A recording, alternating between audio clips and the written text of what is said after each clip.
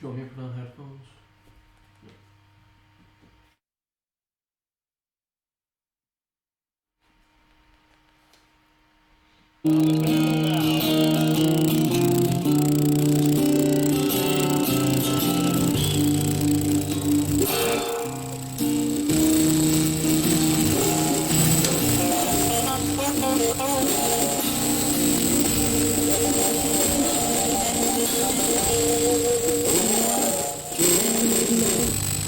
Sometimes a man is wrong. Oh, she took 5 steps. Oh, and she was stopped. Oh, it's one of those times. Oh, it's one of those times.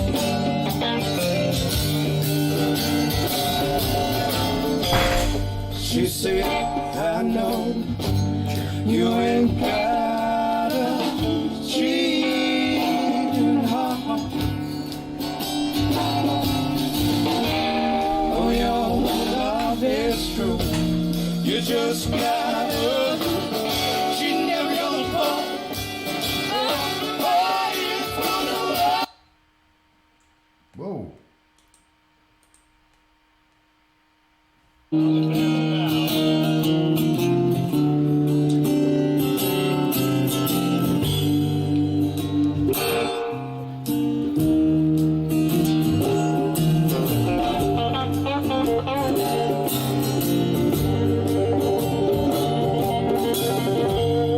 Oh, I can admit sometimes a man is wrong. Oh, she took 5 steps. Oh, and she was stopped. Oh, it's one of those times. Oh, it's one of those times.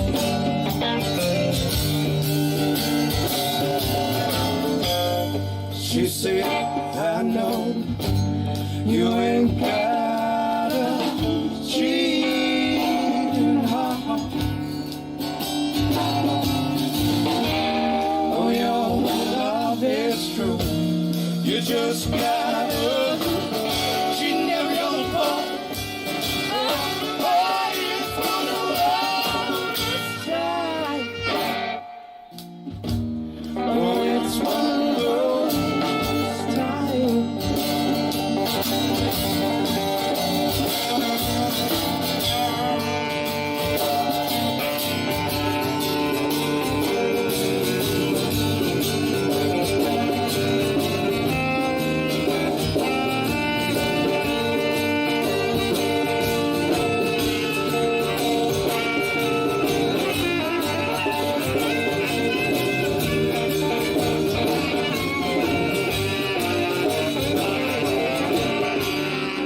It's one of those times. Oh, it's one of those times.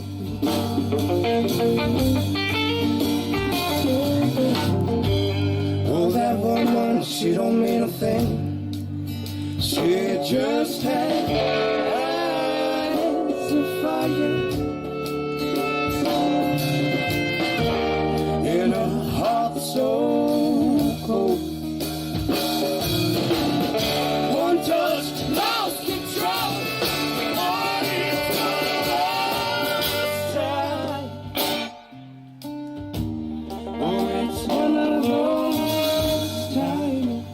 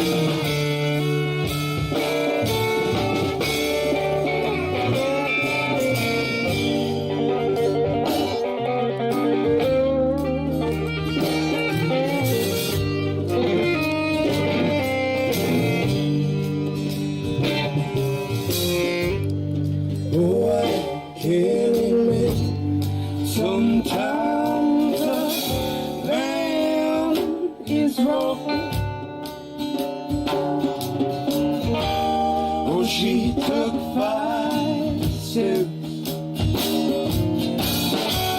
Oh, she was gone. Oh, it's one of those times. Oh, it's one of those times.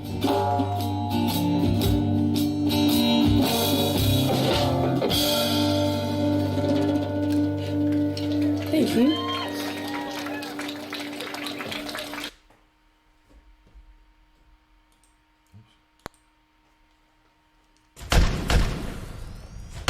Ten, 9, 8, 7, 6, 5, 4, 3, 2, 1, 0.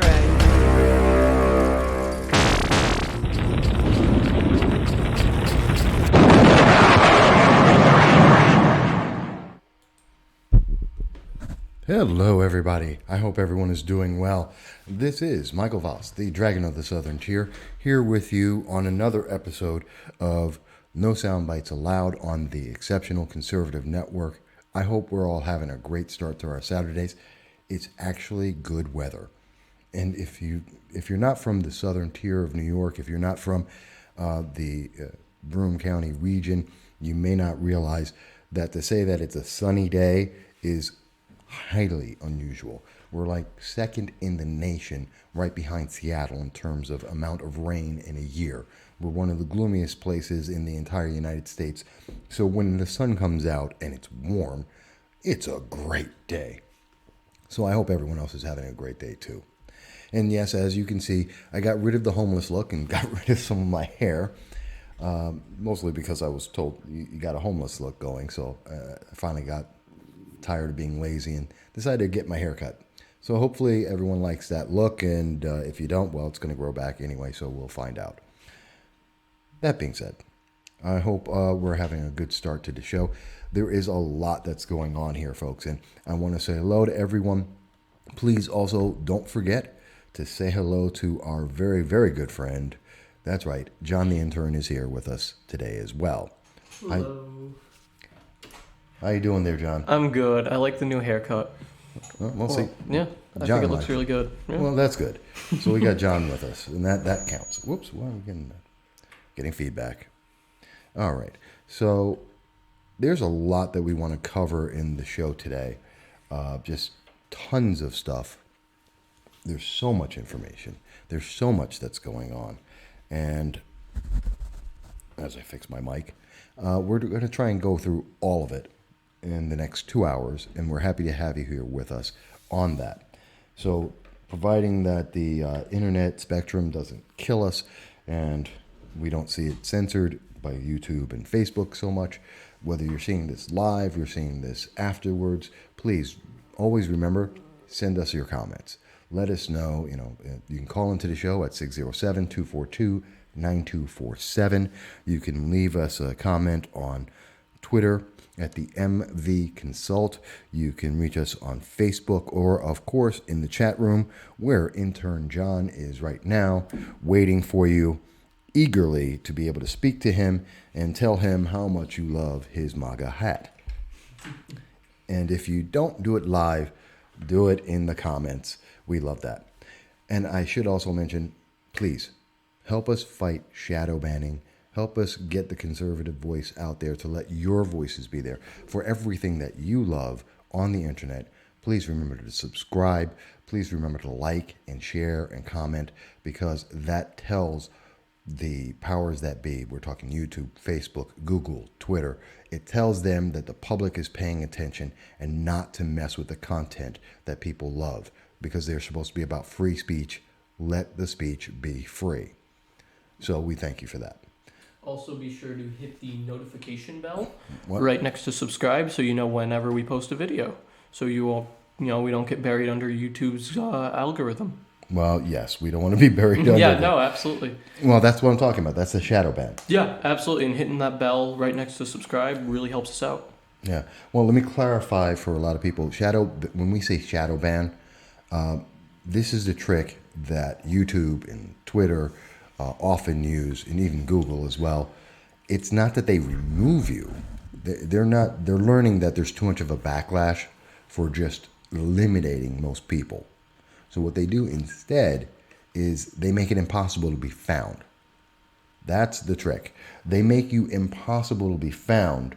And so this way, if no one can find you, it's not their fault. It's just that you just aren't around. But they didn't take you away. They're not silencing your speech. They're just making it impossible for people to hear your speech, which is an end around on the First Amendment and saying that, well, you're perfectly free to speak, but no one can hear it. It's still censorship. It's still a way of denying people the ability to talk.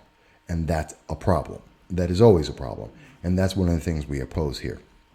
So thank you for letting us know and reminding us that to explain what is that. It's not inside baseball. This is, and you've probably seen it already. Facebook has already started where they're denying people, no, not Facebook, Facebook and YouTube, where you're trying to look for some of the, if you're not subscribed to someone and you watch their videos, whether it's on gaming or if it's on a movie review or music videos, and you're looking for that channel that you've seen 2 or 3 or more videos on that you like and you want to see it again, and then suddenly you can't find it. It's not showing up in your recommended list anymore. And instead you're getting recommendations for Vox or MSNBC or CNN or someone that is approved by YouTube or Facebook or Google. The reason why is because that's shadow banning. That's them denying you your freedom to have a choice. That's them saying, we're going to pick for you because we're smarter than you are. You're just not smart enough to know what you should be watching. We disagree with that a lot.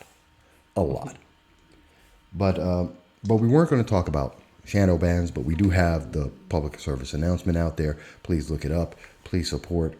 Please do subscribe. No, that's not what we were going to talk about today. And for some reason, I've got this big S. I don't know if people can hear it. I'm hearing this little, like a lisp. Do you hear it? No, you're not hearing the feedback. We'll put it in the headphones. We got Intern. The intern's like, oh, what are you talking about? There's a little bit of a feedback, almost like an echo. I don't know where it's coming from. So if you do hear that, please, we apologize. It's always a battle with technology. That's why we're always trying to upgrade our technology. And that's why if you can donate, fantastic. It will help us. And it keeps the lights on. And I got to pay the intern anyway. So there's that too. Mm-hmm. Let's get into the real nitty gritty though. I'm going to start off with, now, there's a couple of features that we're going to talk about with Intern John the Intern. I like John the Intern better. John the Intern, we're going to talk with him about a few things. But I want to start off with something that you may not remember as much. Back in January, we had, actually, I want to bring this up so people can see it. But in January, we had written an article about the new Congress, the 116th Congress. And in there, we mentioned when it was starting, this is January 16th of 2019, and we had been talking about Representative Anthony Brindisi. Now, he represents the New York 22nd District, my district. And at the time, he was having a bad day. He was having problems. He didn't have staff. He wasn't fully funded by Nancy Pelosi. He was not getting any of the selections that he wanted for committees. He had voted for Joe Biden for the Speaker of the House, which pissed off Nancy Pelosi, and a lot of Dems were not happy with him about that. He had some problems. And during that time, as we were looking at this, the question that I had at the time was, is he effective? Will he be able to do the job? Now, there were a lot of unanswered questions that were out there, which I had brought up publicly. The fact that he had the committee rejection that came from Nancy Pelosi directly, which is a statement against her confidence in him. And one of the biggest things, not only is he also to the left, but one of the biggest things in the article is we were talking about the lack of influence. And the fact that and I'm quoting the article here, freshman Representative Brindisi has no friends in the White House. There is no influence he holds among Republicans in the House or Senate. He had already missed a vote. This is a problem. This is a problem. Because and let me explain this, because a lot of people don't realize, well, what do you mean he doesn't have friends? Why does it matter if he has friends in the White House? Why does it matter if he has friends in the House or the Senate? He's a member of Congress. He can just do stuff.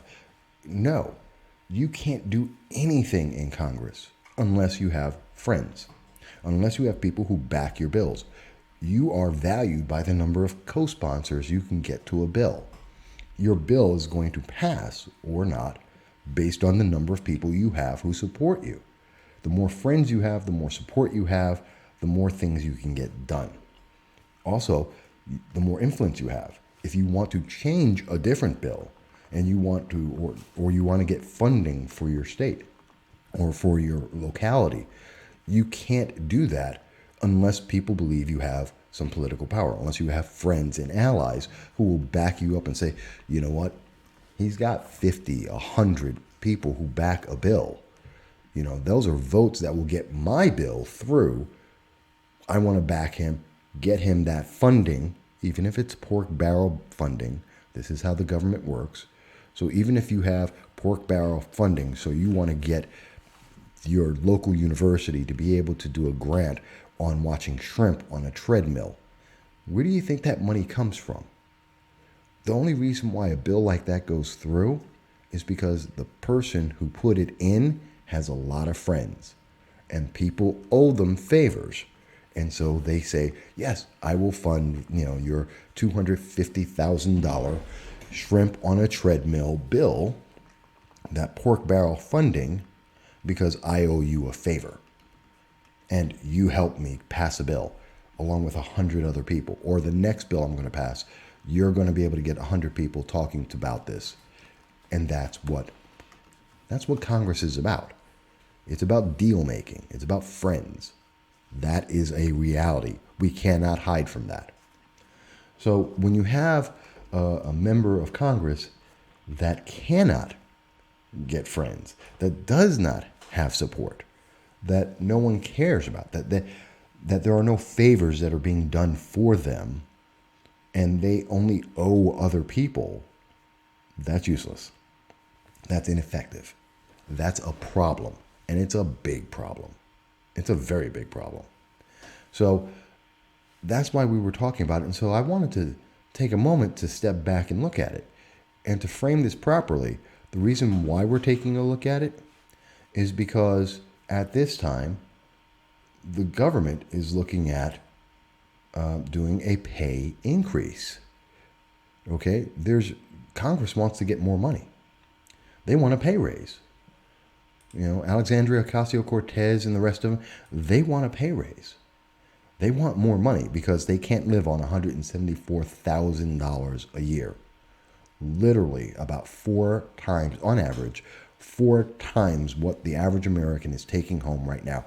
It is, on average, the people who are watching this right now, you are somewhere between 3 to 5 times less money that the members of Congress are making right now. And they're saying they can't live on that. I imagine that if you're making $20,000, $30,000, $40,000 a year, like most Americans are, guess what? You can make your bills meet. And if I gave you $174,000, you'd be able to make your bills meet a whole lot easier. Members of Congress say they can't live on that. I don't understand this. Millions, tens of millions, tens of millions of Americans live on $20,000, $30,000, $40,000, $50,000 a year, $60,000 a year. The median income in the United States is $61,000 a year. That's still almost 3 times less than what a junior freshman Anthony Brindisi walks into Congress this year. He makes $174,000. And somehow members of Congress, including Alexandria Ocasio-Cortez, can't live on it. Alexandria Ocasio-Cortez, who is a fan of increasing taxes, increasing the congressional pay, she says this is a woman who, before she ran for Congress, was a bartender. Now, I'm not putting down bartenders. Please don't misunderstand me. I know lots of friends of mine who are bartenders. They're great people. They work hard. They put themselves through college. They take care of their kids. They take care of their families. They work hard. They make good money. Many of them are good people. I don't know a single bartender that makes $174,000 a year. If there is a bartender out there that is making if you're making more than $174,000 a year, tell me, where are you? I will be a busboy for you, because he's got to be making at least $60,000. I'll do that. I'll be a busboy for $60,000. I will be a barback for $60,000. If the bartender's making 174, the barback is making 60. I will do that job for 60,000. Absolutely. Let me ask you, John, intern. Mm-hmm.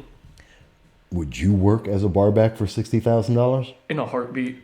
Okay. Yeah. You know what? Different perspective. Let me ask. You have lots of friends that are in college that live. Mm-hmm. Do you know any bartender that makes over $50,000 a year? It depends if they're head bartender or how tips come in, but for the most part, no. Okay. So I'm not being outrageous here to say that. No. Like, if they consistently get a crazy amount of tips every single day, potentially. But at this point, no. I don't know a single bartender who makes above that. Okay. And I can tell you that with the economy of New York State, there isn't a single bartender in the New York 22nd District that makes $174,000 a year. There isn't one. Not even close. Not even close. So I say all that to bring this into perspective. So Congress is looking to get paid, and Anthony Brindisi has decided, and I want to see, is Congress worth a pay raise? Have they done a job that justifies that they should be worth more? And so we decided to take a look at our old friend, Anthony Brindisi, again. And again, you can go and see this if you want. You can go to the Voss Political Commentary, and you'll be able to see all of this information. And the article is following up on the effectiveness of Representative Anthony Brindisi, since he is my member of Congress. And what we can see very quickly in looking this over, Representative Anthony Brindisi has sponsored 8 bills. He has sponsored 1 amendment. And the amendment was exactly 7 words. 7 words that had no true impact. That's not much. I don't count that as important when it's 7 words that don't change anything. But you can say that he did it, and that's an accomplishment. He did get an amendment, and we covered that at the time. In addition, he made a report, or rather, he is requesting to create a report, a one-time report, H.R. 2333. It is a bill about veterans, and the bill itself is just to get a report made in a year. And as we said in the article, and I'll read it to you directly as we said it here, and where is it? I write so much I forget what I say. Okay, in total, there it is. It is estimated by the Scopus Labs that there is a 23% chance of this becoming a law. Okay, and in total, if passed, this will create a report due in 1 year that, at which point, actual action will need to be reconsidered, discussed, and offered. The timing is actually perfect for a re-election and bolstering a campaign. So that was the comment we had then. Oops, and why is everything frozen? I don't want to be on that screen anymore. There we go. Sorry, mouse is acting up. So it's throwing me off here. So that's got to say something to you. It says a lot to me. It says a heck of a lot to me that we're seeing a failure, for lack of better words, a failure of any kind of true action. when you have that many bills out and they do nothing, that's not saying much. I mean, the big claim to fame that Anthony Brindisi spent his first 3 months in Congress having is, I'm fighting against Spectrum. I want to get your bills down. And that bill has one co-sponsor. No one else in Congress cares. In fact, as we take a look at it, we find out that none of the bills that Anthony Brindisi is supporting have any support. And when I say that, we decided that we were going to take a look at this. Let's make the fairest comparison that we possibly could. And we compared Anthony Brindisi to Representative Anthony Delgado, who is for the New York 19th District, which is adjacent to the New York 22nd District. And Mr. Delgado has never held office before. In fact, he was a rapper before. So this former rapper, and to be fair, he was also a lawyer, but this former rapper who never held elected office went in. He has 10 bills that he has put forward, including one for farmers, which Mr. Brindisi talks about a lot, but has not put out a single bill for farmers. And he's getting, on average, about 13 co-sponsors for every bill.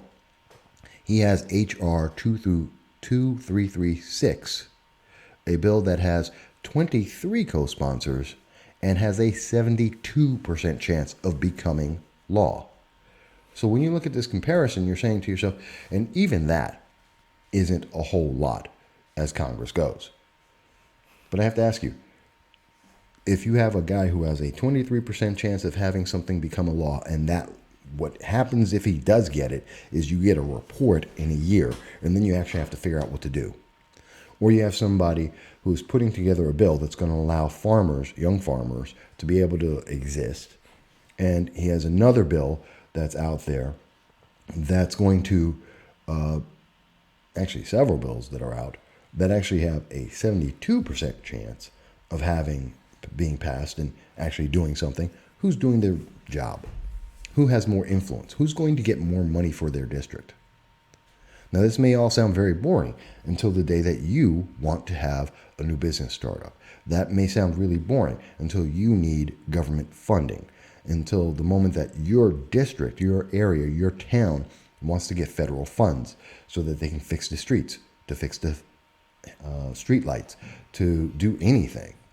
You want to fix the water, any of those issues. You want to put in solar panels for renewable energy for your county, for your town. Guess what? That money is coming from the federal government. It's your tax money, but it's being routed through the federal government. And if no one cares about your representative, they don't care about getting you money. You're not going to get it. That's a fact. That's a reality that we have out there. So I did that comparison, and I do ask you to check it out. But the more important part of that is that it goes to the question of whether or not the federal government deserves to be able to get a raise. And I'll tell you, and this is an article from desertnews.com from Utah. It's one of their newspapers. And in there, they are quoting Congressman Ben McAdams, who is a freshman, just like Anthony Brindisi. And Representative McAdams says, "I don't think it's something that Congress should take up this year. Especially in my experience, compensation is always linked to job performance. And Congress as a whole hasn't earned a pay increase." Okay, so this is a Democrat who's new to Congress, and he's telling you right then and there, he doesn't think Congress deserves to get a pay raise, which, I agree with. But this is a Democrat telling you that. And the article, by the way, is, again, it's from the Desert News. The article is Utah Representative Ben McAdams, other Democrats put congressional pay raise on hold. So he doesn't think that. In fact, he even goes into, and the article goes into talking about Alexandria Ocasio-Cortez, who does think, again, we're talking about the bartender who wasn't making $174,000. She wasn't making $50,000. She was a bartender. She was probably making somewhere between $20,000-$30,000 a year. Who now got a pay upgrade to $174,000. She's probably making somewhere. Let's assume she was the best bartender ever in existence, which I truly doubt, and she was making $50,000 a year, and she just got a pay raise. You know what? She is astounding. She is the best that has ever been at bartending. She made $100,000 a year. She got a pay raise to go to Congress. She still got a pay raise. And she can't live on $174,000, apparently. And she goes, yep, voting against costs of living increases for members of Congress may sound nice, but doing so only increases pressure on them to keep dark money loopholes open. This makes campaign finance reform, quote, harder. All workers deserve cost of living increases, including minimum wage workers. This is her tweet that she put out Tuesday of this week. Okay, let me get this right.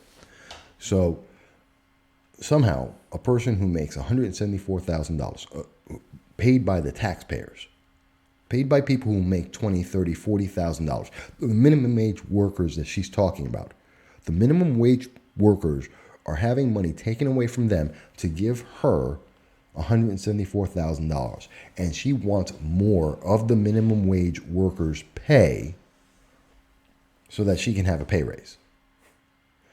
John the Intern, does that sound fair? Absolutely not. No. Because am I wrong? Is that not what we're talking about here? No, you're absolutely right. I mean, Congress gets paid by taxes, right? Right. The taxpayer, yeah.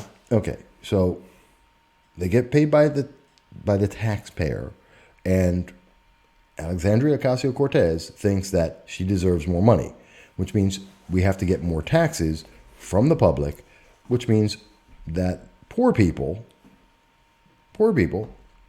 those minimum wage workers need to give up more of their money to her. Isn't she supposed to be the champion of the middle class and the, downtrodden and all that stuff? She thinks people are idiots. Because she thinks people will not do the simple calculation I just did and say, you know what, you're not worth it. No. Alexandria Ocasio-Cortez, Green New Deal, it's not passing. Yeah, it's got a lot of attention. She doesn't have a lot of support. She can't. Democrats are trying to figure out how to get rid of her.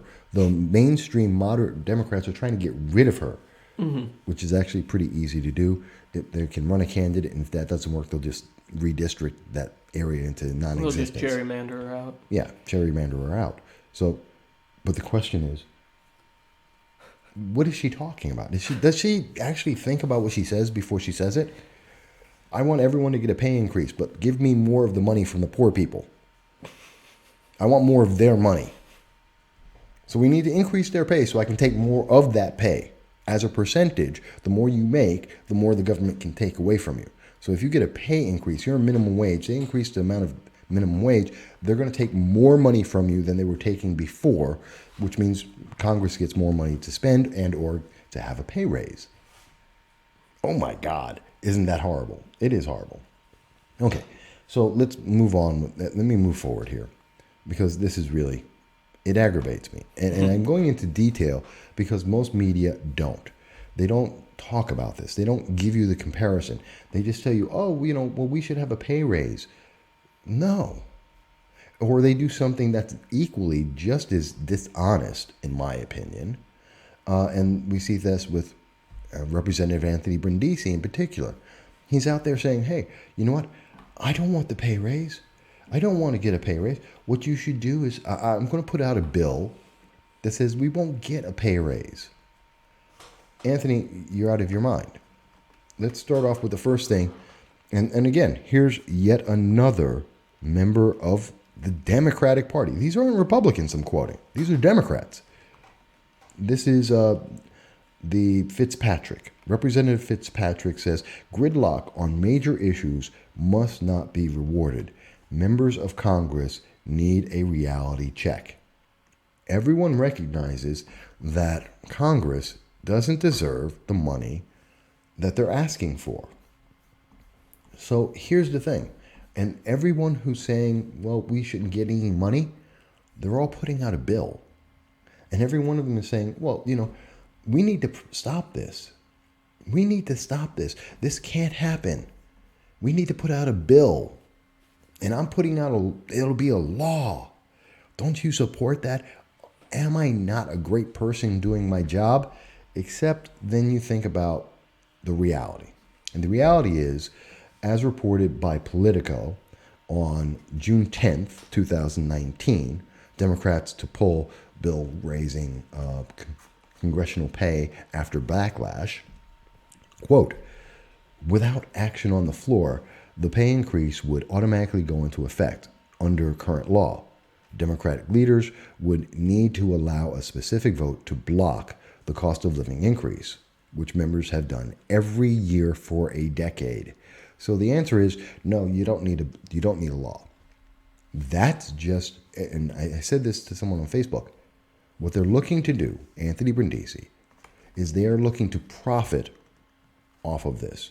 So you have one set of Democrats that are looking to profit by increasing the pay, like Alexandria Ocasio-Cortez. And then on the other end, you have people like Anthony Brindisi who are looking to profit from saying, no, we don't want to do that. I'm a man of the people. I get paid enough money. We should stop Congress from getting automatic pay raises. And we need a bill. Otherwise, we're going to get the money. No, that's a lie. That is misrepresenting the truth. The fact is, all you have to do is put out a vote. They can do a floor vote. It stops right there. Done. Every year. And if one day the government makes enough money, or you could possibly allow the pay raise somewhere in the future, but realistically, you don't need a bill to say, oh, we don't need to do the pay raise.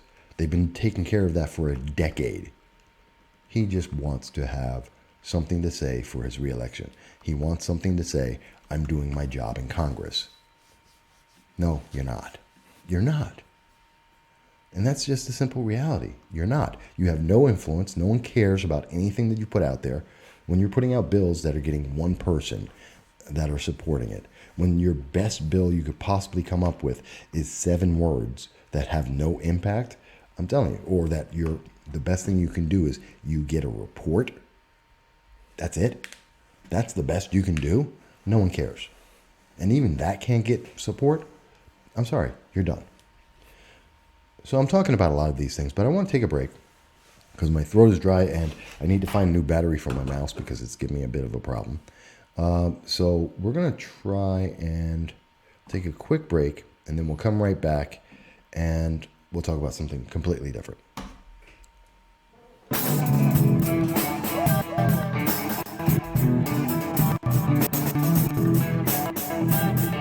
That is as long as the technology works.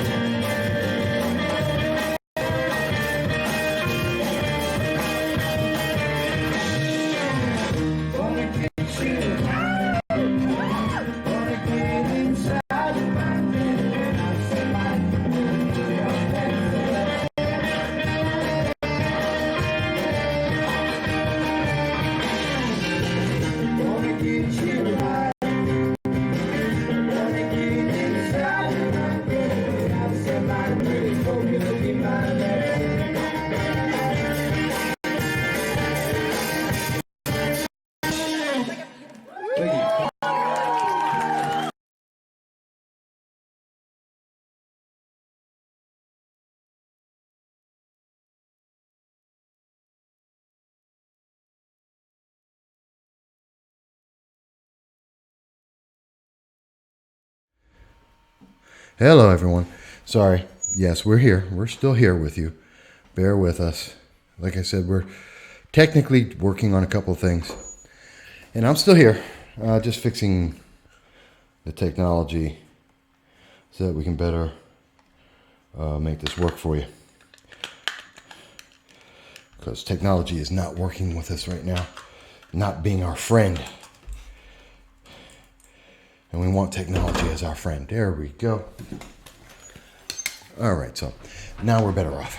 And I can actually use my mouse again so that we can actually smoothly go from issue to issue. So in the last segment, we were talking a lot about... sorry, I was rushing back and forth. We were talking about congressional pay. Is it worth it? Have they earned it? And the answer is, in my opinion, no. And maybe you think that they have. Maybe someone out there says, you know, Congress has done something to earn it. And let me ask, and I will ask, Intern, John the Intern, what do you think? Has Congress earned the pay? I think they've been better than previous years, but at this point, no, I don't think so. I don't see any reason. They're getting paid over $100,000 a year. That's $174,000. Yeah, it's insane. That's the base pay. That's the base pay. You could, some of them make more than that. Oh, absolutely. Yeah, that's insane amount of money to me. I mean, maybe it's because they need multiple places to live in Washington or something like that. But I still don't think that, you know, they deserve that pay. Just taking more from the taxpayer, especially after they just gave tax cuts, that kind of seems counterproductive. It does seem. Well, remember, Democrats want to take away the tax cuts. Absolutely. And, you know, the fact that Alexandria Ocasio-Cortez is paying $15,000 a month for her apartment now that she is a member of Congress might have something to do with whether or not she has enough money to pay for her bills. You know, I don't pay $15,000 a month for anything. I don't think most people do. You're talking about almost the minimum wage worker's salary per month. That's what she's basically one minimum wage worker in her district per month. Their annual salary is going to her living in an apartment. And I have to think that if you think of it that way, and because you are paying for it, it is your taxes that is going to her paycheck. So that means for every minimum wage worker, 1 year of your work goes to pay for 1 month of her apartment. And she is not unique in as members of Congress go. That's kind of upsetting. I mean, I think that's upsetting when you think of it that way. Right. It's funny because I know her boyfriend also makes quite a bit of money too. I mean, well, he gets his money from her campaign. He gets paid by her. He's also head of marketing at homebinder.com, and I can't imagine that. I believe that's her company. That's her company? Yeah. There's some... It's being investigated right now. It's a bit fugazi. She gets about $900,000 from her campaign, her re-election campaign, which is it's illegal, and it's being investigated right now. Right, but even so, I mean, that's not a, low-paying job in any way or shape or form. No. So I don't know why she needs another pay raise.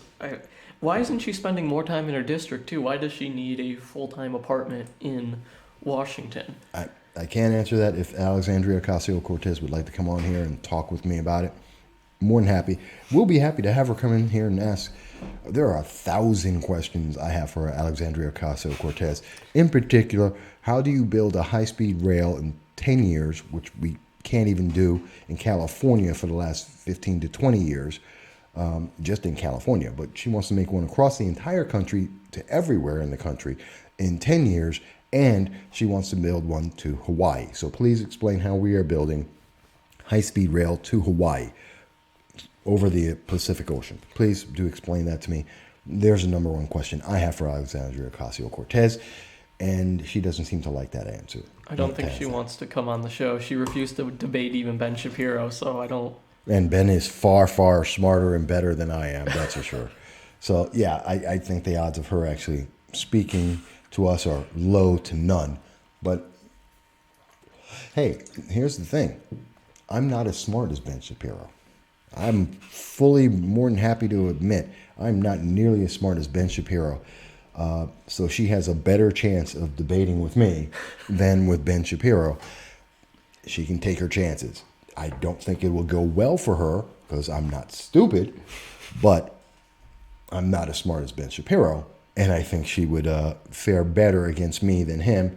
And I still think that would not work out well for her. But let's get into, we're talking a little bit here, but let's actually get into the meat and potatoes here. And obviously, we always look forward to your comments. So if you have a comment, you can text us over at MV Consult on Twitter. You can reach us on Facebook. You can reach us on, you can call into the show, 607-242-9247. Or in the comments, if you're seeing this not live, you can always get in touch with us and leave a comment. But please subscribe, share. That is all important. And also, if you happen to be in the Binghamton area, I have mentioned it, but my friends over at the Belmar Pub, the Park Diner, please drop in, check them out. You'll have a great time. It's good food, good drinks, great atmosphere, and great workers. I enjoy it. That is not a paid advertisement. That's because I enjoy them. And you've enjoyed them too, right, John? I do. I really enjoy both of them a lot. Yeah. And we're not getting paid, and John isn't going to lose a raise or something. No. Because he doesn't agree with me. No, absolutely not. Actually, and a lot of people don't know this, so let me address this really quick as well. John the Intern, what was one of the first things I told you about saying what you think? Feel free to argue with you on any point that you make. On any subject, there's no restriction. At any point. Mm-hmm. Yeah. I don't believe in restricting it. So no. If John the Intern or anyone disagrees with me, please tell me. Mm-hmm. I want to hear it. I'm not perfect. I want to hear where I'm getting something wrong, or I didn't understand something, or maybe I'm just misunderstanding it. Mm-hmm. It happens. We're human beings. I'm well read, but that doesn't mean I read everything. Mm-hmm. And that's why it's important. And in fact, talking about that, I want to get into something here because some people may remember that there was a recent article on Voss Political Commentary. Please do check it out. It was published on June 11th of this year, 2019, and it's titled, Will the Next Caravan Bring a Pandemic to the Southern Border? That's a very important issue. It's a big deal. We've been hearing people talk about whether or not vaccines should or shouldn't be allowed. In fact, New York State just this week has made it it's illegal even for your religious preferences to not get vaccinations. Mm-hmm. So they've removed the religious exemption. They've removed the choice from United States citizens, taking away their freedom to decide whether or not they want to be vaccinated. Mm-hmm. And to put this into perspective, we in the United States, polio, measles, mumps, eradicated. They didn't exist. I mean, there was like 0.5% of the population were affected by these things. They were these huge diseases affecting the world did not really exist here. And in many of the first world and second world nations did not exist. They were well contained. So it didn't matter if people were immunized or not. In fact, if you go back a year ago, you didn't know if anyone was vaccinated or not, and you didn't care because it wasn't a deal. It wasn't an issue. But then suddenly down in New York City and a couple of other spots around the nation, there started to be cases, outbreaks of measles, mumps, flu, and a few other infectious diseases. And that was brought up in this article. Because where's this appearing to come from? And we had, John went in and he said, oh, you know what? Mm-hmm. This isn't just something that's happening in the United States. There is an outbreak that is happening of measles and mumps, according to the World Health Organization, throughout the world. In particular, there's a big problem growing in South America. Mm-hmm. And in Venezuela, and we all know how much Bernie Sanders and all the Democratic Socialists love Venezuela, their poster child of socialism. In Venezuela, we see that there was a growth and you did the article. So, John, was that over a year, or? I believe, yeah, it was over a year since pretty much they had 0 cases almost, and they just bounced up to almost 6,500 cases. Right, and that came from the CDC, the Center for Disease Control and Prevention. Robert Lincoln, in fact, had mentioned this. So we suddenly see this increase of disease, and we see that it's also affected Brazil, Colombia, Ecuador, Chile, that we're seeing cases of measles, we're seeing cases of mumps that are suddenly there that weren't there even a year ago. Specifically in Brazil, they had 0 cases. But in 1 year's time, now they're reporting over 10,000 cases of measles alone. So they went from 0 to 10,000 in 1 year in Brazil, which happens to be right next to Venezuela. So it tells you something.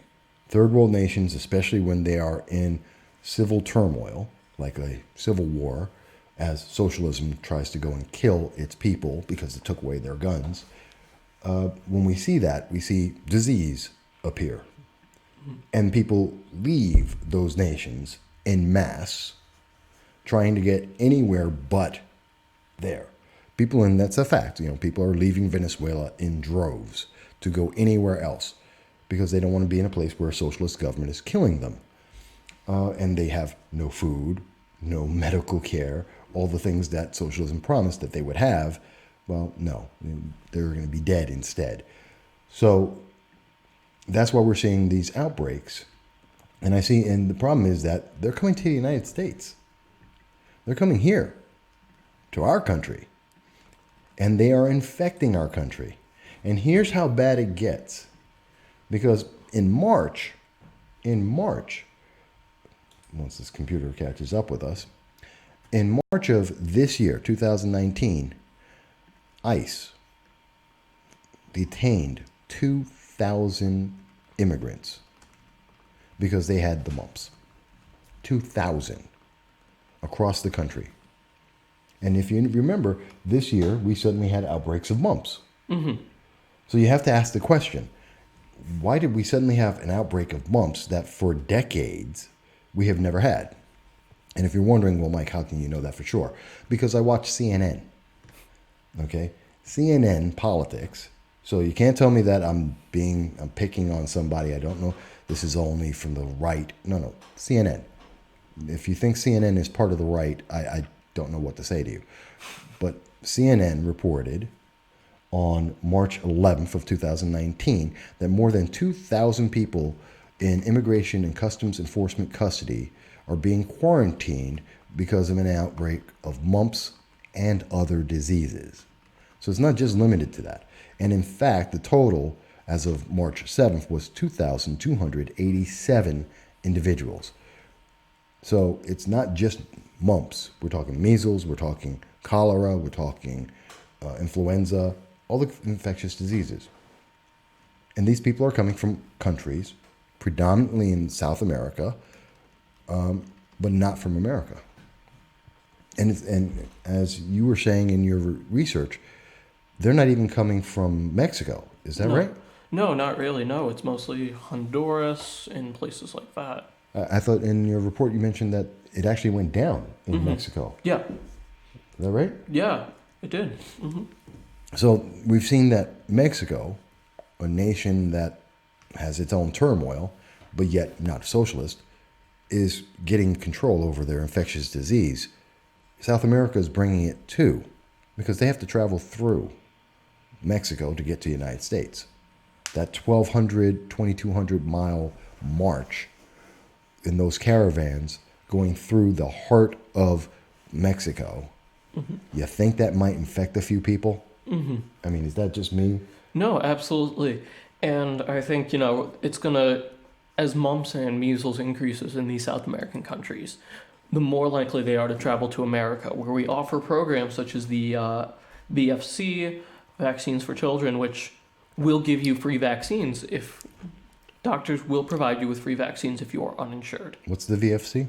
Vaccines for Children. Vaccines for Children. So we have a program that is giving vaccines to these kids because they may be infected. And actually, we know that this is something that's happening not just with that. It also exists in, where is it? Because there's an article also from, this is from The Hill, but you can check it out. It's from yesterday, June 14th of 2019. And in that, we see that, quote, thousands of migrants in ICE custody under quarantine for mumps, chickenpox exposure. Okay, chickenpox? When was the last time you heard anyone talk about chickenpox? I haven't. Okay. Not even when I went to school. Because no one gets it. No. Okay. And according to the information, 39 immigration and customs enforcement, or in other words, ICE detention centers around the country have people who are diagnosed with the infection or have been exposed to mumps and to chickenpox and other diseases. 5,000 people. That's got to scare you. Yeah, absolutely. And I think the worst part about it is no one is reporting where they're coming from. You know, I didn't notice that no one's saying exactly where. Like, I know that there are some people who are in Bergen County being held by ICE. Mm-hmm. But I don't know where, you're right. No one says, well, they came from Venezuela. Honduras, right. Honduras. No one is reporting it. Not CNN, not The Hill, not NPR. No one. Even on the right, no one is reporting where they're coming from. Right. So there's no major news media that's saying, hey, we have an outbreak and this outbreak is coming from this original country. Mm-hmm. Perhaps we should get them some extra vaccines. I mean, think about it from the humanitarian side. If we knew that, and I'm just picking countries at the moment. So let's say Chile. If suddenly there is an outbreak of chickenpox in Chile, let's send some vaccines to Chile and let Chile therefore be able to help its population because they obviously don't have enough vaccines. We'll send doctors, we'll send vaccines, and let's help them out. Their people need it. But if we don't know what country it's coming from, how can we help them? Mm-hmm. I mean, that's a big deal. Absolutely. So I know I was looking through it, but I didn't notice that until you mentioned it, mm-hmm. that nobody knows where they're coming from. I got to ask, why? Why don't we know where they're coming from? I have no idea. Why aren't they reporting it? You're right. From a humanitarian standpoint, it would be much more cost effective to send the vaccines over and let their governments deal with the issue themselves, instead of having people come across the border to try to get vaccines from us. Yeah. I mean, even if you want to be open, even for the Alexandria Ocasio-Cortez, Bernie Sanders, open border, Democratic Socialist crazies. I shouldn't call them crazy. Well, yeah, I do. Anyway, if you want to be part of that crowd and you're saying, let everyone just come on in. Okay, that means you're saying let the disease come on in, which I disagree with. But wouldn't it make sense for those very same people who are saying, let everyone come in, you don't want them to come in with a disease because then they're going to infect your kids, which then leads to, and the reaction in New York State and many other states is that, well, we should take away the rights and freedoms of our residents to protect them against this disease that's coming from outside our community. Because it's not from New York State. People have been immunized for decades. If it was within New York State, we'd have more cases. We'd have a problem already existing and it would be occurring already. No, these are new. This just happened. Within a year, we've had these cases kick up. At the same time, we've had 15,000 caravans of 15,000 illegal immigrants trying to enter the United States on a regular basis. Do you see a correlation here? Does it not make sense? So is it not in our best interest, according to those Democratic Socialists, that we should send doctors and vaccines to the places that are having these outbreaks, that are sending those people then to our country and infecting our kids? Isn't the answer not to take away the freedoms of people in the United States, but to help the people in their own countries to deal with their own issue? Isn't that fair? Isn't that really democratic? Isn't that the way it should be? We're not trying to control their country. We're going to help their country. We can heal their country. I would rather, if my tax dollars have to go to anything, I would rather have my tax dollars go to giving a vaccine to a bunch of people in a country that is having an outbreak than having to spend my money on building a wall, building up a border, and employing people, and then having to have doctors to take care of and vaccinate those illegals that still get into the country because they're being helped by sanctuary cities and sanctuary states like California, New York State, and many others that are just saying, no, don't worry, laws don't matter. Come on in. Come on in. We're not going to turn you over to anyone in the government. We're going to let you stay here, even if you commit crimes, even if you kill people. We're going to let you stay in the state. And by the way, if you happen to have a disease, it's okay too. I'm sorry, I'm wrong. I don't agree with that. That doesn't make sense to me. Does that make sense to you? No, it doesn't. Nope.